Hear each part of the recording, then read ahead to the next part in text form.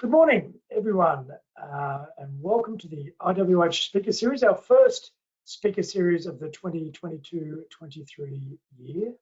My name is Peter Smith.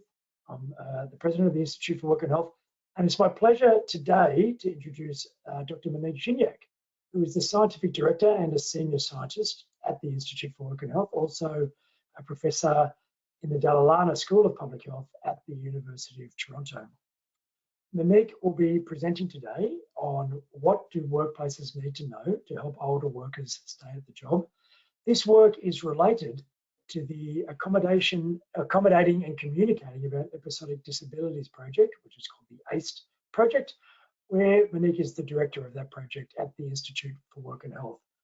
Before I hand it over to Monique, just a few housekeeping points. If you do have questions or comments for Monique around the presentation, please put them into the chat box and I will be reading them out on your behalf at the end of the presentation. And for those of you who are new to the IWH Speaker Series and might want to sign up for more Speaker Series events, you can subscribe at iwh.on.ca/subscribe. With that, I'll hand it over to you, Monique, to give your presentation, and I will see you at the end of the talk. Bye.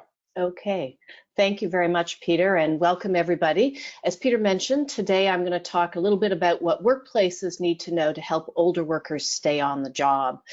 This is part of a larger team project, and in addition to myself, we have Julie Bowering, Faraz Shahidi, Vicky Chrisman, Jill Cameron, and RF Jetha, who are all part of the research team. And we received some funding for this research from the Social Sciences and Humanities Research Council of Canada. Now I'm going to do something a little different. I'm going to start with the end of my talk and give you some of the takeaway messages. Now, don't worry about remembering all of these or understanding them completely. I'm going to unpack them as I go through the presentation. But just some things to think about right up front. Maintaining privacy was a preferred strategy for participants in the study, but it's not always desirable or feasible, and we'll talk about some instances of that. Impression management goals, and I'll explain what that is, were really important to our participants in this study, and they highlighted, though, the perceived fragility of older workers' reputations. Job insecurity was a key factor driving all of the communication decisions.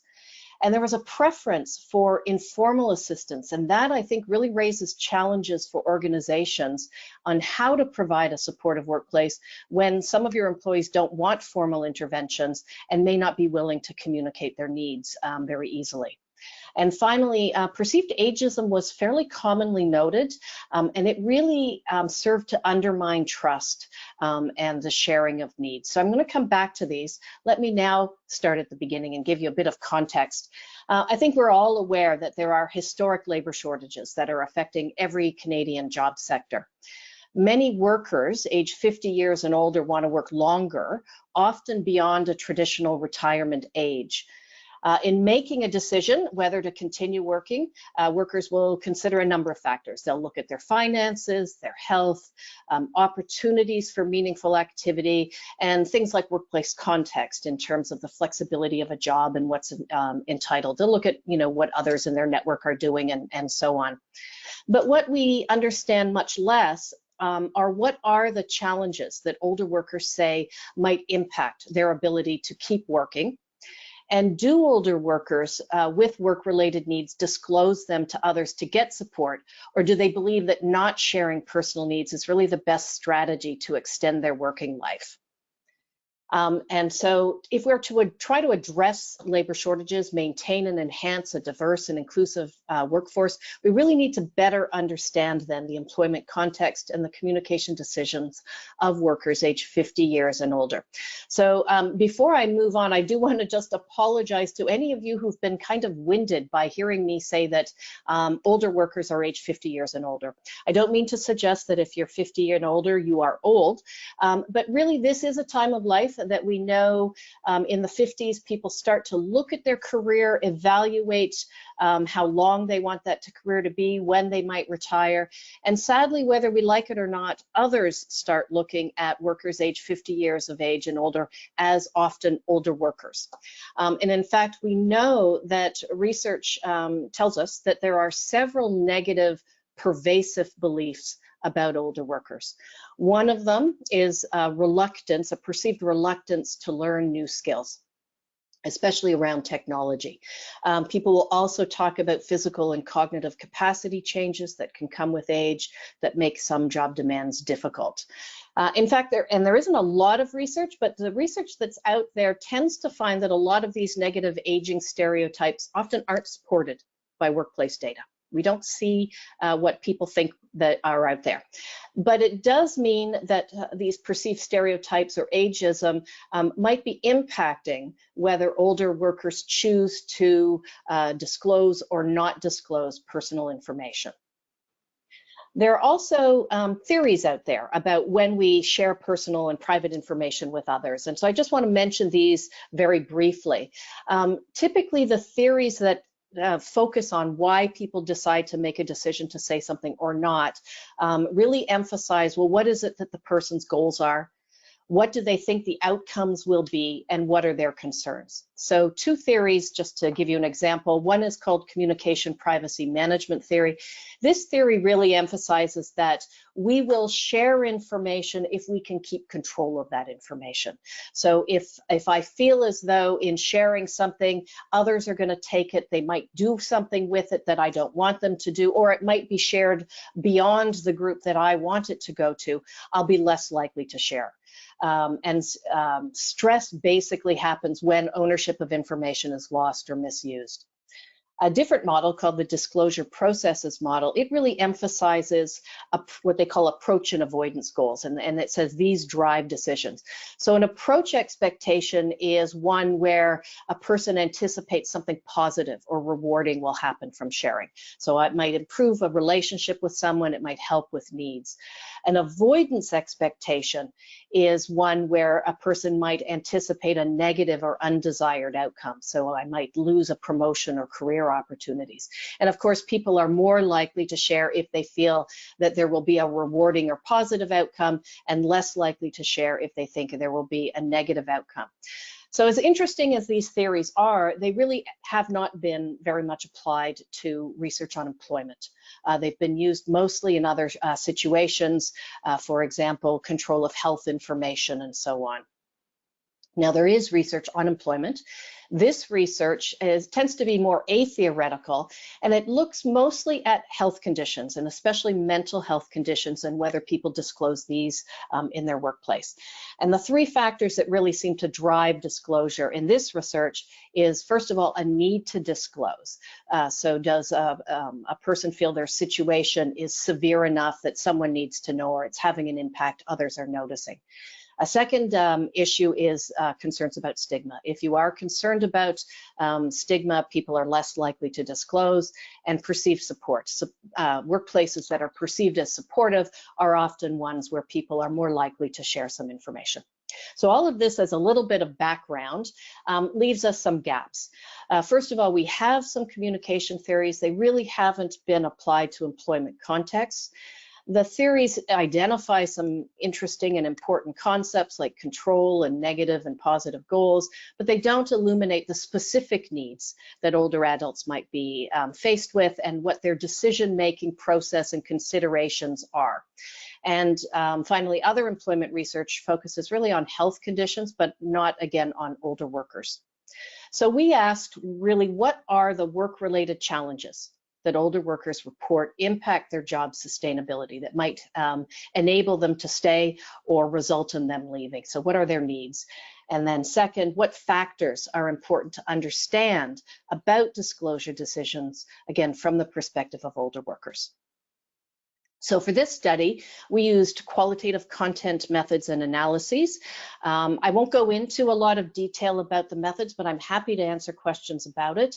In effect, we used qualitative methods because we were trying to understand a process and experiences where we didn't feel that we had a lot of information, and we wanted the information to come from participants and not be imposed from the theories or other small bits of work that were out there. To be part of the research, participants had to be at least 50 years of age and older. They had to be currently working or employed in the past 12 months and be working for at least 20 hours a week. We drew our participants from a panel of 100,000 Canadians, and there's a survey research firm that keeps this panel together. We asked for their help for recruitment. We said we didn't need an upper age limit for participation as long as people were working. That was good enough for us. We really spent some effort and time to try to recruit a range of job types and job sectors because we felt that was very important to understanding these issues. And we recruited people both with and without chronic health conditions. We know health makes a very big difference in remaining at work and that older adults are more likely to have some chronic conditions, but we wanted to make sure we had really a spread of people here. In terms of the procedure, we had 10 focus groups that we ran. They each had 6 to 8 participants, and all were run in the Greater Toronto area, and all were run just before COVID. So I'll come back to that later. We had some groups with people who had health conditions and didn't, and other groups were comprised only of people living with a chronic condition, so they might feel more free to discuss the impact of health with others. The discussions lasted about 90 minutes. We audio taped them and transcribed them. Our questions were quite open-ended and broad. They focused on what people's work experiences were, whether they felt there had been any changes to their work or ability to do the work that were age-related. We asked them if they had support needs and what those needs were, and whether they had shared their needs with others and what went into that decision. The transcripts were then analyzed using something called conventional content analysis. And again, this is really just a method. It's similar to some other qualitative methods. Happy to answer questions later. But what it does is it doesn't presuppose categories or themes in advance. The themes are taken out of the conversations that people have and the information that they give us. Just a little bit about who was in the study. There were 68 individuals, which makes this really quite a large qualitative study. But again, we wanted to make sure we had breadth in occupations and in a number of factors. On average, people were 60 years of age. We had just over half the sample were women.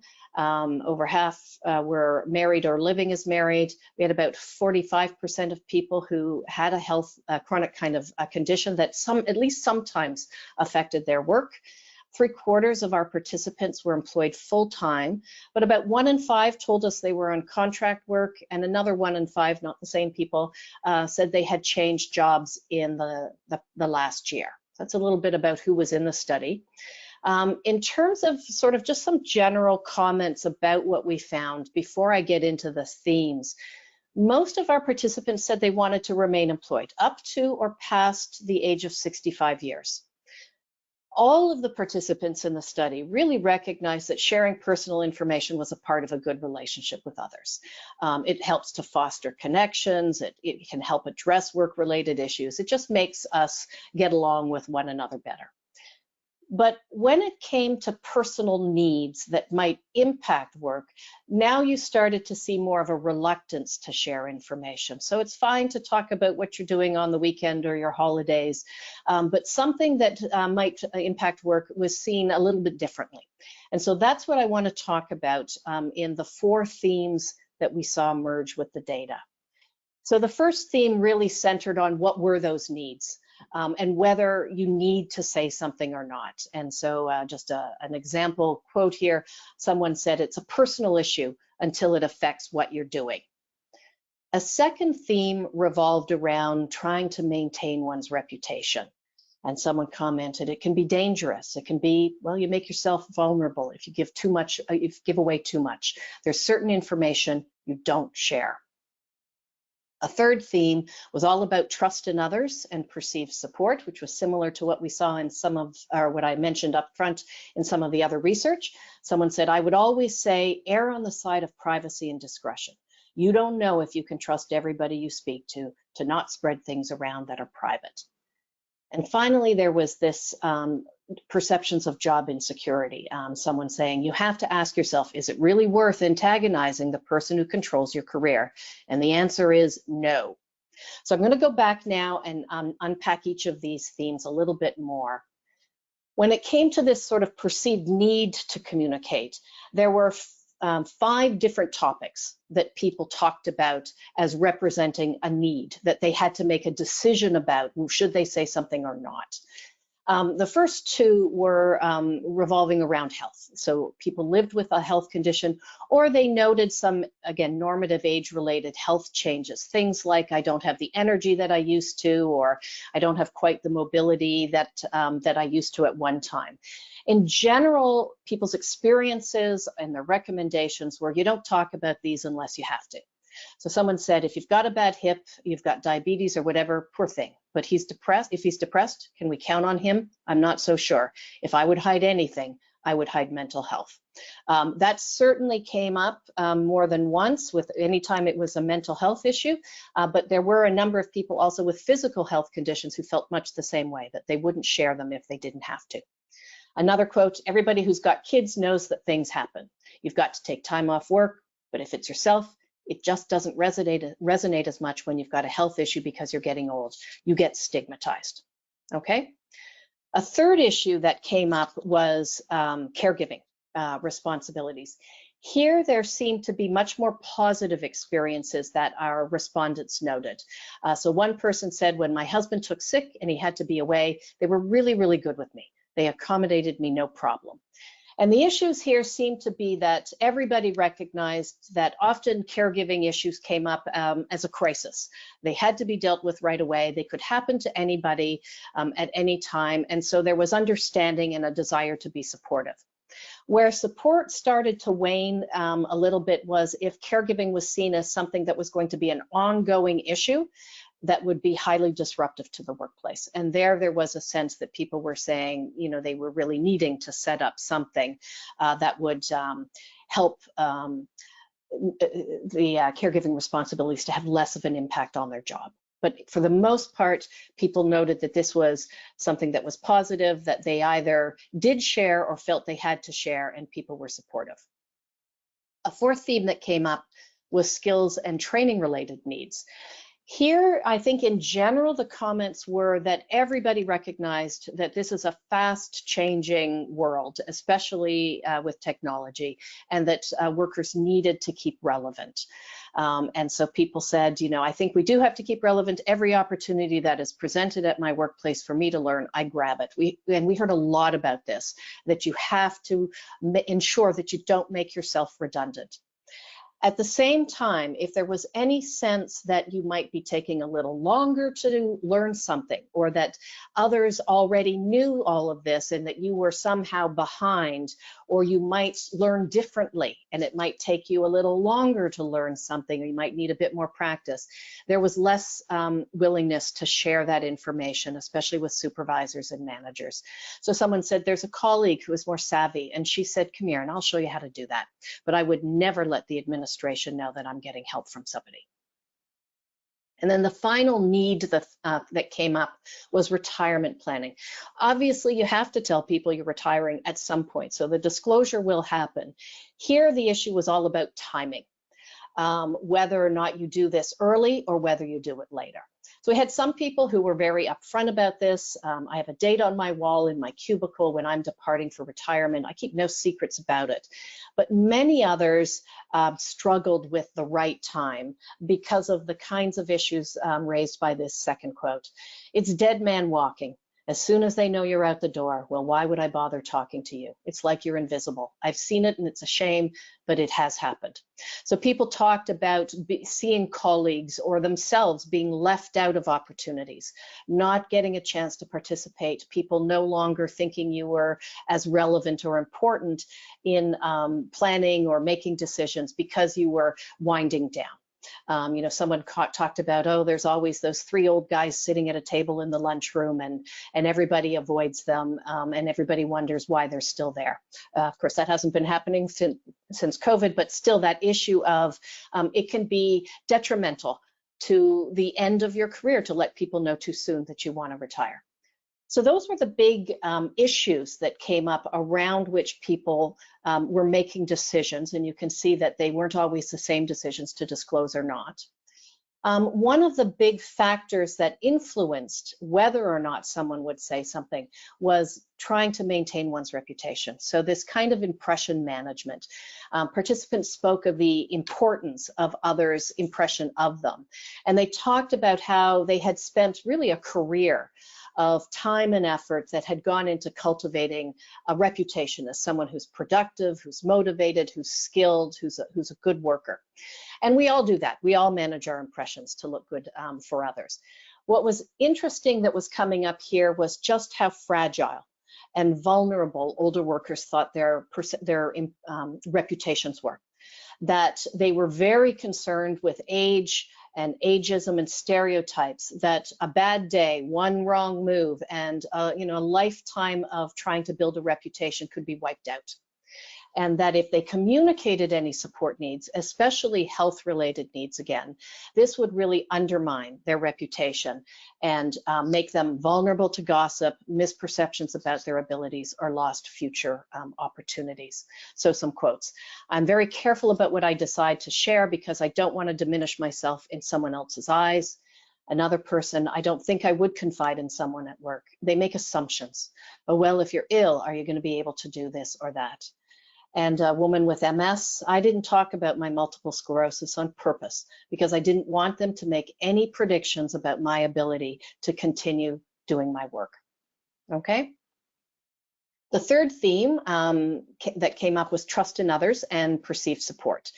Here, there were a lot of conversations. These were extensive and multifaceted. The discussions really emphasized, again, this preventing gossip and the protection of privacy, and that goes back into that controlling information theme that we heard earlier in other research.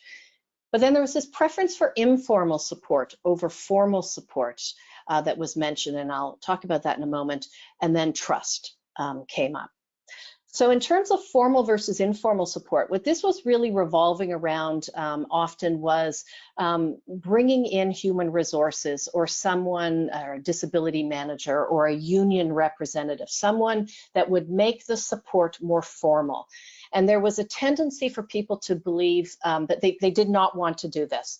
It makes it more official. You tell HR something, they're going to have to note it down. It goes into the record and all that. If you can keep it informal, that's how I would want to go. And by informal, people meant negotiate something with a coworker where you're helping one another out, or maybe talking to a supervisor about some changes that could be made that it didn't need to be quite as documented as some other things. And part of the reason also for the reluctance, I think, to talk to HR at times was a number of people spoke that they felt HR was not really there for the worker, HR was there for the employer. So one person said, in my mind, HR is simply the buffer for the employer. Now, that wasn't always the case. We did have people who were obviously willing to go to HR, felt they got a lot out of that. I felt much more comfortable dealing with HR, even though HR is not really, well, they're for the company. But I still felt better working one-on-one with HR because I'd been with them for so long. So where HR came in was in a number of cases. Obviously, if you had a relationship with the folks who were in the HR department, if the needs were more serious and you did need some sort of formal, perhaps ongoing change to your work, people would go to HR, find out the options, talk with them. And of course, anytime there were problems within a work unit, so if a person felt that their supervisor or their coworkers might not be as supportive or were not being helpful, they would often go to HR to help to see if they would advocate for them. And then trust was mentioned. This comes up all the time in research on work and health as being important to work environments. It was a key consideration in communication decisions. The piece that was new here, I think, was that it was really undermined very quickly by perceptions of ageism in the workplace. And this made people much less willing to share their personal needs. And sometimes the comments were almost, perhaps intended to be jokes, but they were seen as being unhelpful. So someone said, the vice president there started calling me Gramps. Another woman, I'm 54 years old, and I get called mama all the time. Me, mama. I don't want to be called mama by a 30-year-old. In both these instances, individuals said they just didn't feel that they could share personal information with others because others weren't seeing them in the way they wanted to be seen as productive workers. They were seeing them somehow as older. Someone else commented, there is a repository of knowledge, wisdom, whatever in older workers. It's not so much that it's not respected, it's that its newer people in positions of authority have an active hostility to it. What was coming up here sometimes was that you would get a new supervisor or manager or director who would be younger, who wanted to make their mark, and everybody understands that.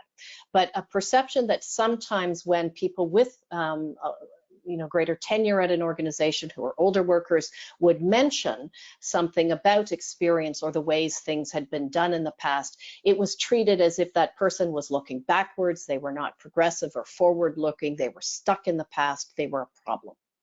But again, we don't have a one-size-fits-all with all our participants, and we did have participants noting that, I find as I get older, I have more experience, and people respect that more and more. People consult me. So there were workplaces that did acknowledge experience, and people found that helpful and enjoyable. So the final theme I'll mention today is this job insecurity, this perception of a risk to your future employment. It was discussed in this case, interestingly, not only by those in precarious work situations. So it makes sense that you'd hear more about job insecurity if someone's on contract or working part-time or in some kinds of jobs where they have less security. But in our case, we were hearing about job insecurity as frequently by those who had stable, secure employment, were members of unions, had benefits, had worked there for a long time. They talked about job insecurity as well, related to age, as something that they felt was arising because of their age. And of course, this influenced all the other themes. So if you felt more job insecurity, you were less willing to disclose your needs, more concerned about your reputation, and you had less trust of others. We heard about job insecurity in really three ways. First, more at an individual experience level, people talked about challenges in finding a new job as a worker over age 50. We also heard it at sort of an organizational level, people being aware of the cost benefits of older versus younger workers, that an older worker who's been there longer often gets more pay. And this is an easy way to save money, just to get rid of them. And then at a societal level, and these were really talking about changes to work in general in terms of more contract work, absence of benefits, and of course, right after these groups, we had COVID that changed work even more. So just a couple of quotes here. In terms of finding a new job, the perception is that we're older, we're going to get sick, we're not going to be able to perform, and they just don't want to give us the time and effort that it needs to get this job. People talked about regularly taking years off of their resume and CV to deal with this, so people wouldn't be able to know how old they were.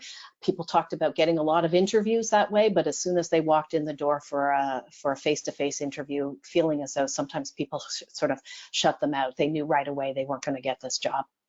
In terms of cost benefits, someone said a bit tongue-in-cheek, you could double the qualifications required for my job, cut the salary in half, and get 500 applications. Don't tell my boss. And then finally, labor market insecurity. There's been a real focus on millennials being underemployed, but it's not just millennials. It's me who's working under contract for 3.5 years. I don't feel like I have any sort of job protection. To comment on this, it was interesting. We heard a lot about younger workers from our older workers. A lot of sympathy, a lot of acknowledgement that if it's bad for me, it's so much worse for the next generations kind of coming up behind us with what isn't going to be available for them. Okay, just to sort of wind up here, in terms of some of the limitations before I give you the summary. in any study, we may not have captured everything that we should have captured, and that's true here as well. I think that there are other themes that we need to address, particularly around part-time and contract work, which came up here in terms of precarity. We also need additional research to focus on the targets of communication. We spoke to older workers, we didn't speak to co-workers or supervisors, didn't ask a lot about how much was communicated and when. We really focused on what are the needs and what were the decisions. Participants often don't discuss contextual information. So they didn't raise issues of their gender or education or race or culture. And we know these are important in workplace experiences. So we need more work here. And then finally, work has changed a lot in the last 3 years. And so I think a number of the themes that we heard about would continue to be themes today if we were to redo all of these focus groups. But I'm sure we would hear more nuances related to remote working and what happened during COVID and how that might have impacted older workers. But just to summarize, disclosure decisions do vary by needs.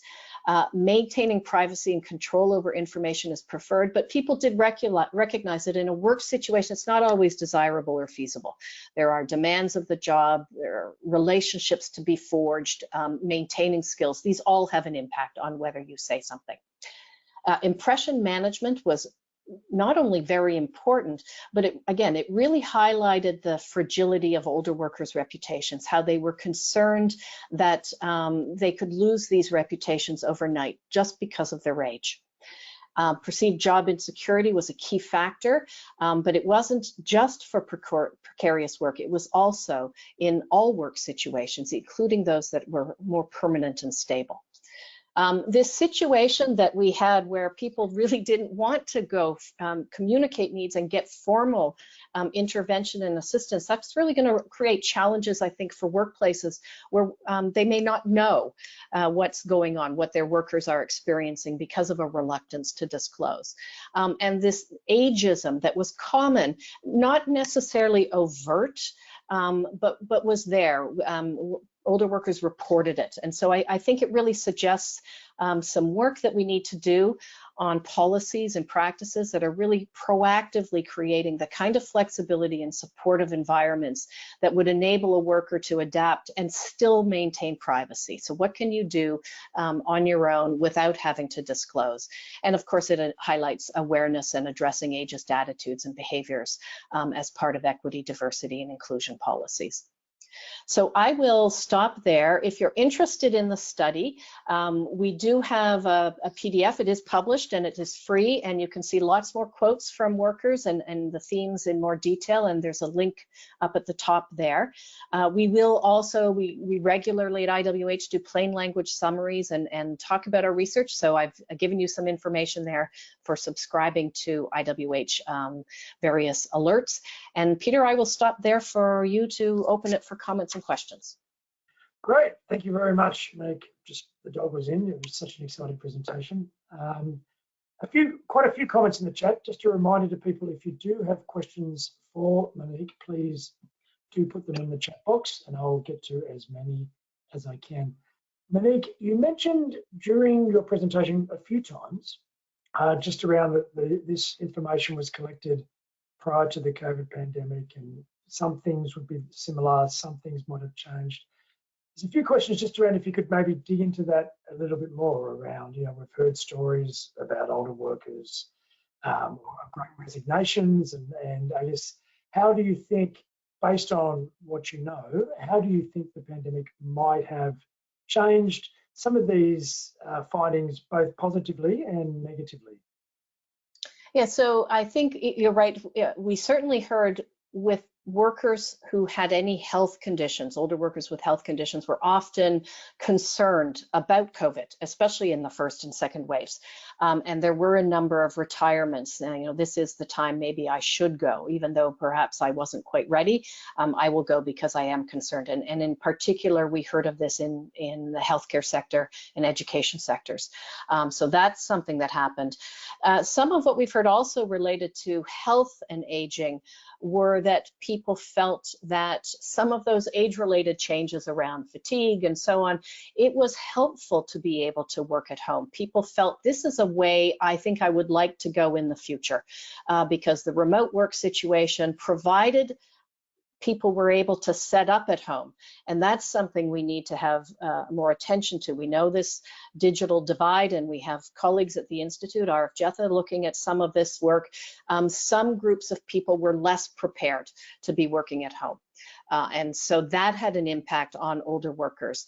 And then workers who, still had to come into work, sometimes, again, would have preferred a remote working situation and possibly looking for jobs then in new areas where they could perhaps do some consulting or do some more part-time work, things that would give them that flexibility. So all those issues that are important to making a decision around retirement or staying, around work context, flexibility, control, the nature of the demands, I think those all came right up to the forefront very quickly.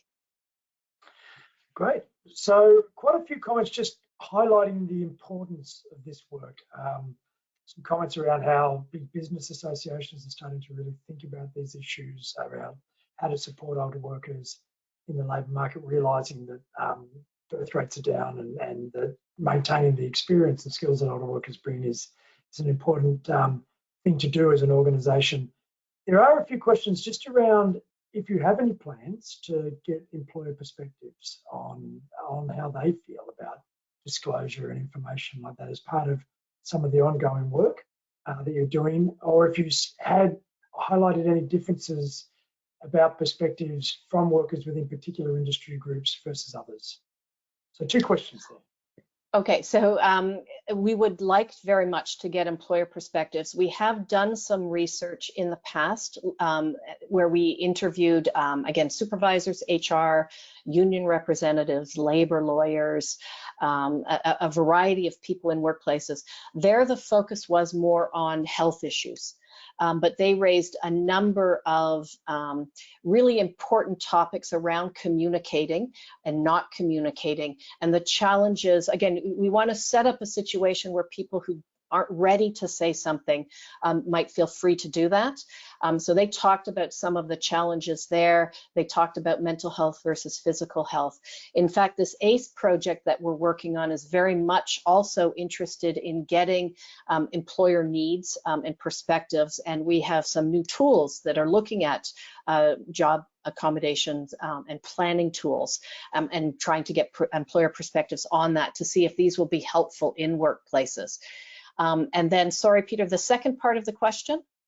Just around if in the interviews there were particular, I guess, workers from particular industries had particular sets of concerns and how they differed across workers in different contexts, industry contexts.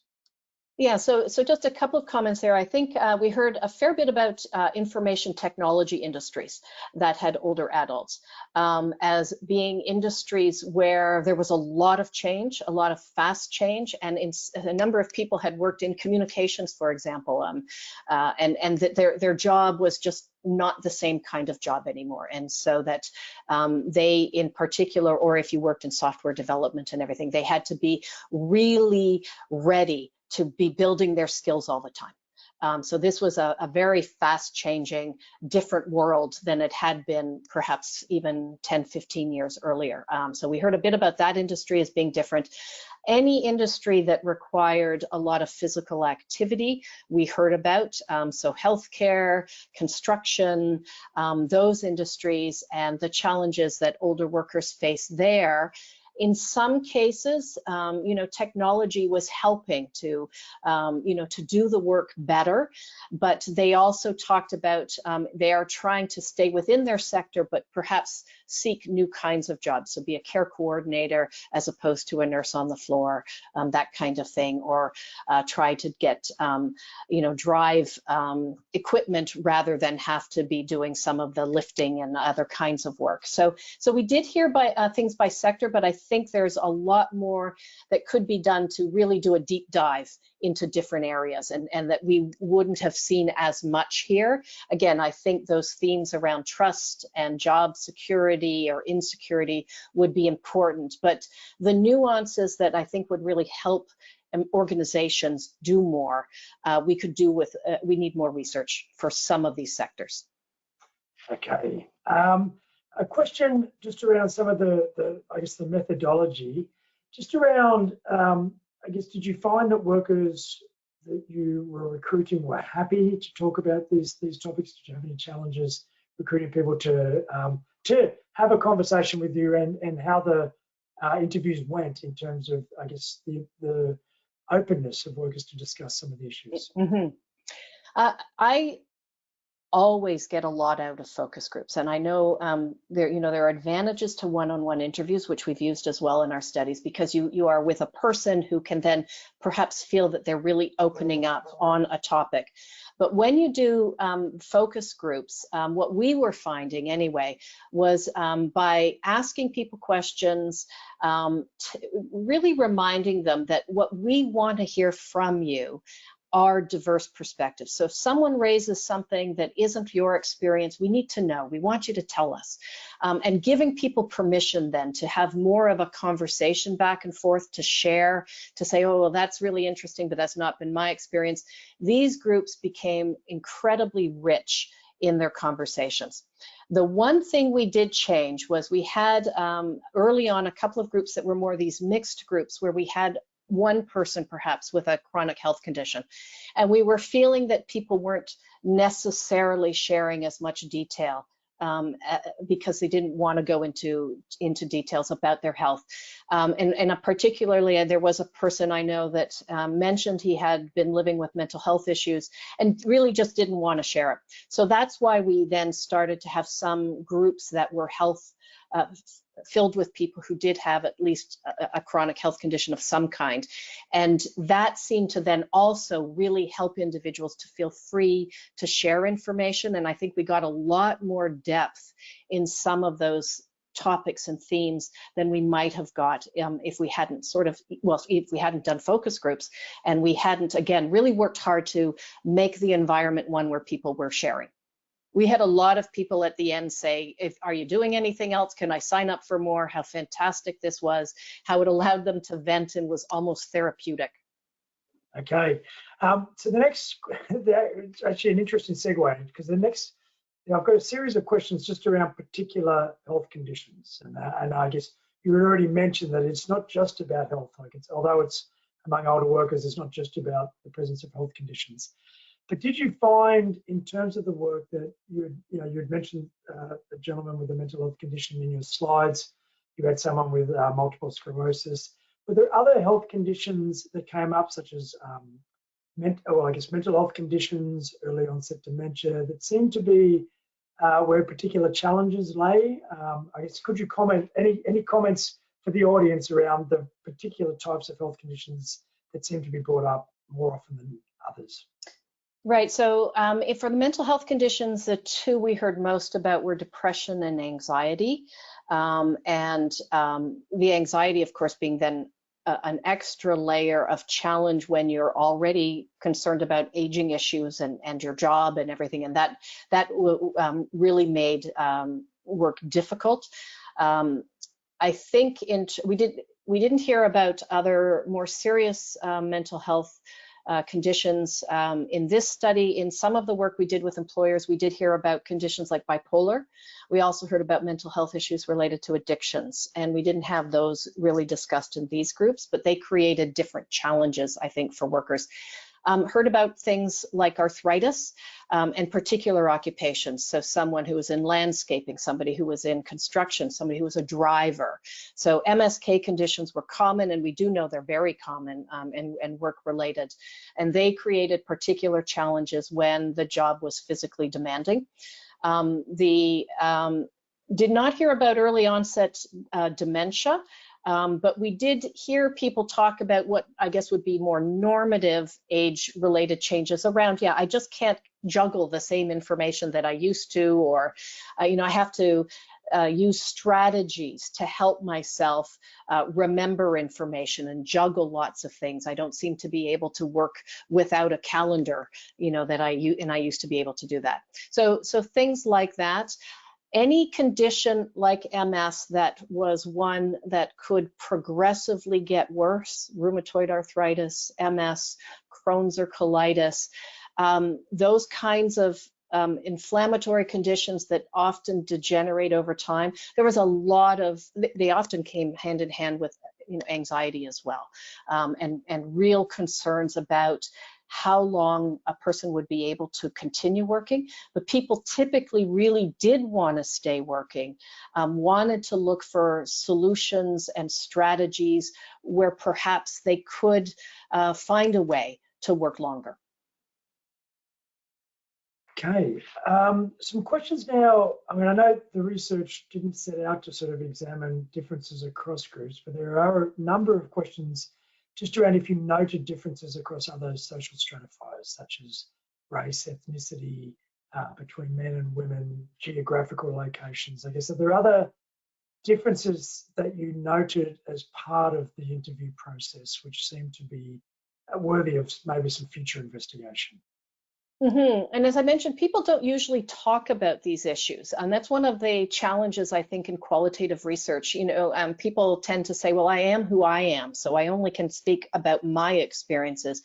To what extent they might be gender related or race related, sometimes people didn't know. Sometimes you do, because people make comments. We had a good mix of participants, I would say, in terms of race and culture. It did not arise explicitly in any of the groups, although, again, we didn't ask people about it. Gender sometimes arose, particularly related to caregiving, in an expectation that women often take on the caregiving and work role more so than sometimes men do. Who had expectations that their partner or a sister or somebody else in the family was going to do this. So caregiving didn't impinge on their work as much as women noted it impinged on their work. So that came up. Geography, it didn't come up, and I think that's because we did all these groups in the Greater Toronto area. Occasionally, though, people talked about jobs that involved travel. And moving around, or had worked in other locations, where they sometimes mentioned, I think here it was more being isolated work or traveling as part of your work created other kinds of challenges, and that was harder as one aged. Again, with sort of these normative physical changes, it just was a bit of a burden to have to be doing long commutes or to be traveling as much as they might have in their work. And I'm sure that would be something that would come up now with all the remote working that we've been doing in the last few years. Okay, this next one's a bit of a bigger question, and it's also in two parts. So, from your perspective, did you hear about things that workplaces could do? So are there things that workplaces should keep in mind as maybe things they should try or things they should promote? And then related to that, how much of this is about what the workplace can do and how much of it is societal, about how we think about who productive labour force participants are as a society?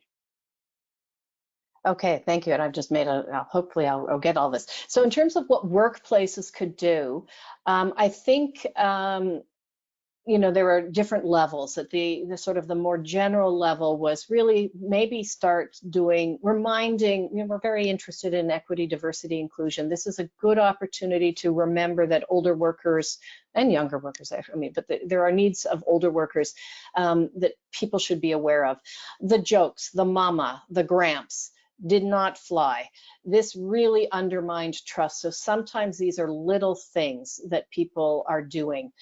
So awareness, a recognition that, everybody has a bad day. And just because you have a bad day when you're 58 or 63 doesn't mean that this is all age related. So this jumping to an attribution of why something maybe didn't go well today, and that this is the beginning of the end for an older worker. So I think there's some awareness and education that needs to go on with coworkers, supervisors, managers, and all the way up, so people would recognize that.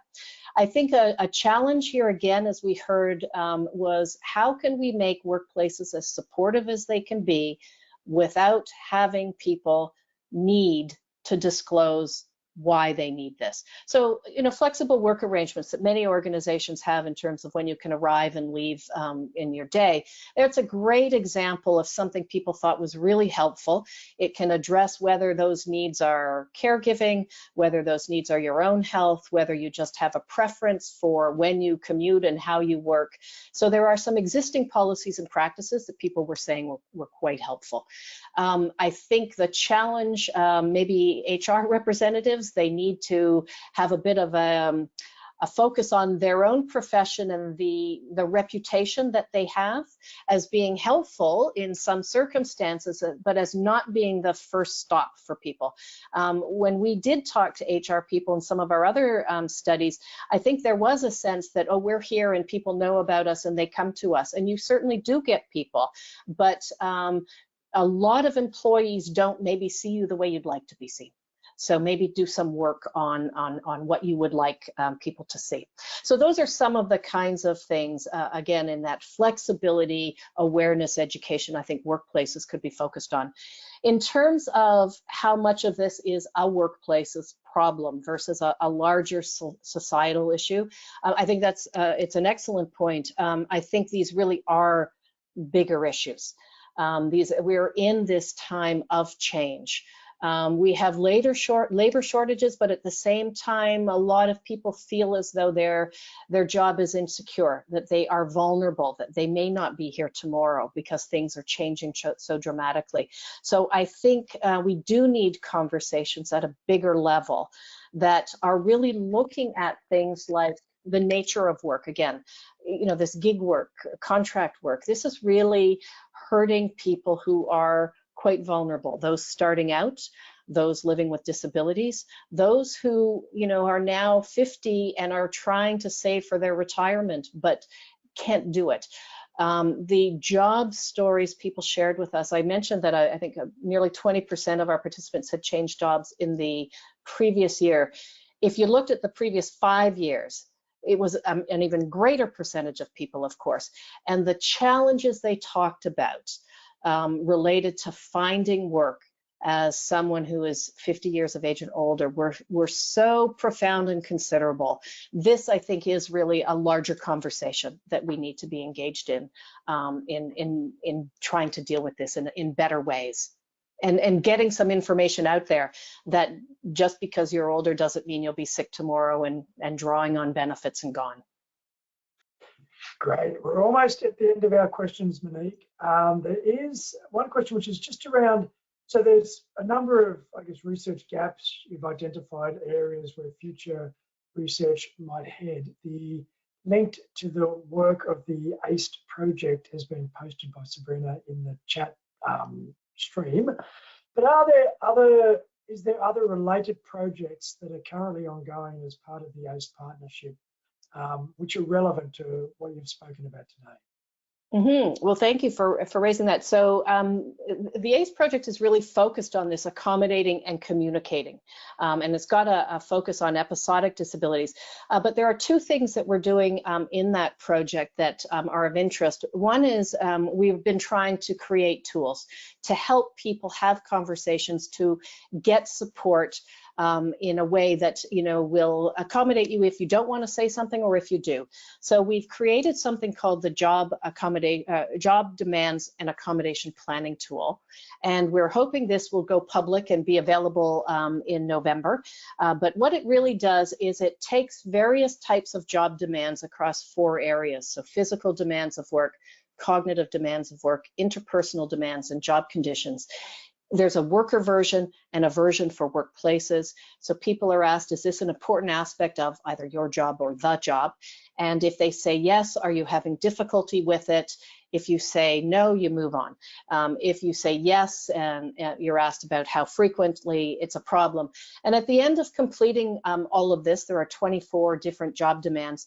People get a personalized output that describes a lot of different ways these issues can be managed. Some of them on your own, some of them with small changes to work, and some of them that might need some formal support. But it's really there to help both organizations and workers to not have to reinvent the wheel. You know, we'll hear about people who say, I went into my supervisor's office, I said, I'm having some mental health issues, and my supervisor said, I'm so sorry, what can I do? And I didn't know. And so a tool like this might help people focus conversations. And we also have a communication decision-making tool to help people think through the pros and cons of sharing information and perhaps how much information to, again, focus people away from having to disclose what the reason is. It doesn't matter whether you have lupus or you have caregiving or you have some other thing. Focus on the work and what perhaps could be done. So that's some work that we're doing, and there are others at the Institute who are also doing work related to the future of work and younger workers and policies as well. So we've got a lot at the Institute actually that's worth signing up for the newsletter, and also the ACE materials, as I say. We'll be talking about some of these tools in the new year, but they will go live hopefully in November.